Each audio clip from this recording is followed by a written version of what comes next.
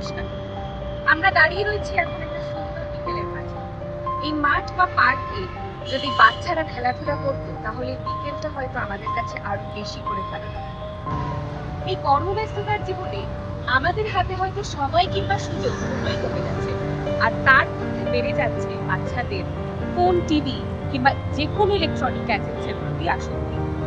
আর তার ফলে বাচ্চাদের মধ্যে দেখা যাচ্ছে বিভিন্ন গুরুতর সমস্যা, যেমন কনসেন্ট্রেশনের সমস্যা হচ্ছে, তারা সোশ্যাল স্কিল ডেভেলপ করতে পারছে না, কারণ কারণ এডিএইচডি, এডিডি কিংবা স্পিচ রিলেটেড সমস্যা হচ্ছে।